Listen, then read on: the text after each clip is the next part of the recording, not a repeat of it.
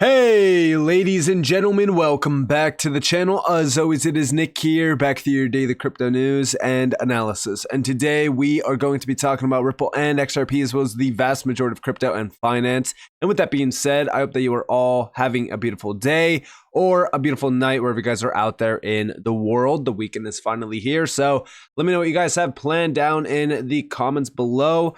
I do want to dive on into what we have been seeing getting posted over on X. And this is from a name like Medico, which did, of course, get acquired by Ripple.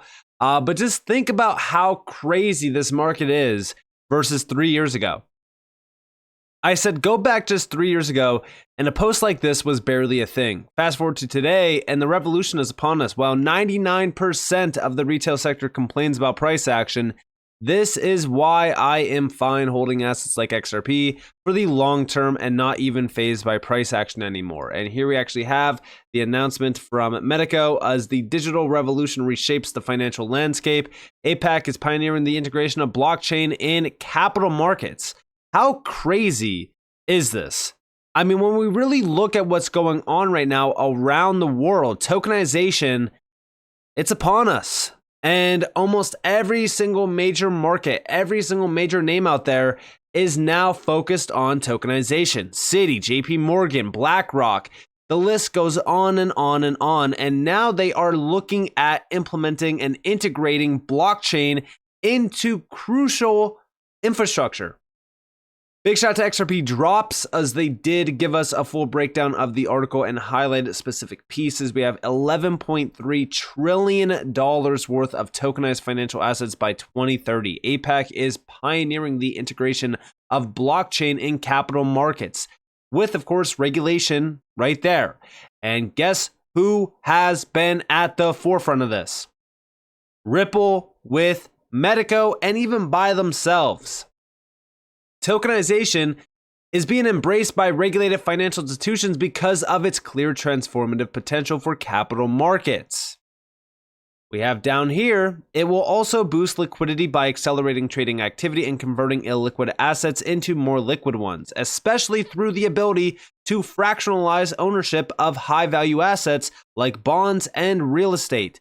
Now take a damn step back. Think about how crazy that actually is. When we talk about the global crypto market cap, even at all-time highs, we are addressing a $3 trillion market versus something like global real estate that is a $300 trillion plus market. Think about that for a little bit of time and how insane it is to be in this space at this current moment and being able to understand what is coming. We have no wonder then that Boston Consulting Group has forecasted that there are likely to be $11.3 trillion worth of tokenized financial assets by 2030. The BCG also did forecast that the tokenization space will be worth upwards of $16 trillion. These valuations have been thrown out there around multiple $10 trillion plus figures for a while. Even Citi putting out a forecast, McKinsey and Co. There's been so many names that have forecasted the tokenization space to be worth trillions and trillions of dollars. And we're talking about 10 trillion plus, not 1 through 10. The only real holdup is regulatory uncertainty. But recent moves in Hong Kong and Singapore, which, by the way, guess what? Ripple has made their name known in both areas. In fact, Hong Kong is piloting their CBDC endeavors with Ripple, and it is focused on tokenization of real estate. Singapore has been very welcoming to names like Ripple as well, granting them major licenses. But also, this is the beginning of an emerging consensus covering much of the world, through notably not the US or mainland China, about a same risk, same regulation approach to tokenized securities. So this is just the start. This is going to continue to expand and spread extremely fast. Once we start to see tokenization being fully embraced, it's game over. That's it. You are no longer early to this space. That's why I say, as a retail investor, you go back to some of these big news events, right? And when I say big news events, it's things that were spotlighted, hyped up, things like that, like BlackRock with the ETF. You had all these ETF discussions. You had the ETF get approved. Those are just the starting point. That's the blocks that are getting laid down. We already have the foundation there. Now we're waiting for them to actually build specific products that are fully embracing blockchain for what it is. Now, these products are going to be the welcoming mat for millions and millions and possibly even billions of individuals to tap into specific processes. We're talking about faster payments, digitalized endeavors around specific markets and industries and sectors. This is all starting at a time where I do think that the retail sector should be focused on the opportunity at hand here. Far too many people are talking about crypto as a short-term thing. This is not a short-term market. This is a technological advancement that we have never seen in history. This is much greater than the internet. This is much greater than any invention out there. This is going to reshape entire markets, entire asset classes. So when we talk about the all-time high being $3 trillion back in 2021, while we are now witnessing the tokenization boom happening, it's time to focus much more into the future. Now, also talking about Singapore, talking about Hong Kong and the APAC region, check this out. So Rahul Advani, which is the public policy at Ripple, they are hosting the first Blockchain Association Singapore Stablecoin and CBDC subcommittee meeting as a chairman. We have special thanks to Zach Yang, co-founder of FOMO Pay, and Henry Wang for braving the heavy downpour to join the meeting in person.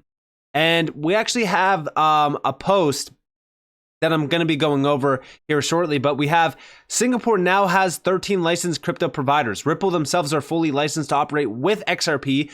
FOMO Pay is also utilizing Ripple payments and XRP, which also connects out to Brazil. And here are the other major players on here as well. Again, as we really look at what's going on, it seems as though the APAC region is leading the way around adoption and becoming a major crypto hub around innovation as well. But beyond that, here you guys have from December 19th with Rahul Advani, his 2024 prediction. And the first one is the heavy hitter. This is the one that I'm focused on. I don't really want to go over these ones down here because, again, a lot of this is just more so what I've been talking about with CBDC, stablecoin initiatives, regulatory priority, and even also tokenization. All of this is addressing how regulations are going to reshape the space and allow for the embracement of specific things like CBDC, stablecoins, and even tokenization. But this post here is what I'm more so focused on. The focus from regulators in the APAC region for 2023 has been on working towards regulatory clarity for crypto by implementing guidelines with considerations around consumer protection and retail investor safeguards, market integrity, and business conduct requirements. We expect these initiatives to continue into 2024, with retail protections being a primary focus. Now, this is happening, and it seems as though they are working towards this. This is a big one to focus on as well, because again, it kind of proves that. But beyond that, guess what? Go back to 2022. This was January 4th of 2023 when they put this out. This is from TRM Labs. 2022, a roaring year for digital assets in Singapore. Because again, Singapore has become a major giant around crypto, specifically around crypto businesses, and even regulating the market, allowing for embracement of this technology. We have, as the cryptoverse moved at F1 speed, the Monetary Authority of Singapore, as an early adopter of crypto-specific regulation, moved quickly to find the balance between creating critical guardrails and over-regulating a nascent space. Yes to digital asset innovation, no to cryptocurrency speculation.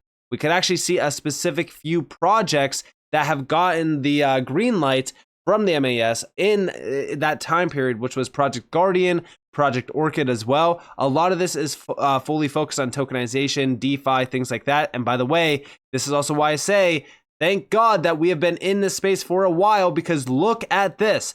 Project Guardian was fully embraced back in 2022, and this was led by DBS Bank, JP Morgan, and even SGX. And this is around, like I said, tokenization and DeFi, but this was a pilot. Beyond that, you had Project Orchid. This is more so focusing on retail CBDC systems for Singapore. That's a big one as well to watch for. But beyond that, there's been so much happening around the APAC region for a while, and it's because at the end of the day, they are an area that is focused on trying to have regulations and adoption of crypto, because they also understand how important it is to become a crypto hub. That's why they are focused on this, and they are full steam ahead trying to have an open arm approach to crypto and crypto businesses that are focused on utility. But beyond that, here we actually have the breakdown from Raul Vani. It was my pleasure hosting the first Blockchain Association Singapore Stablecoin and CBDC subcommittee meeting as chair.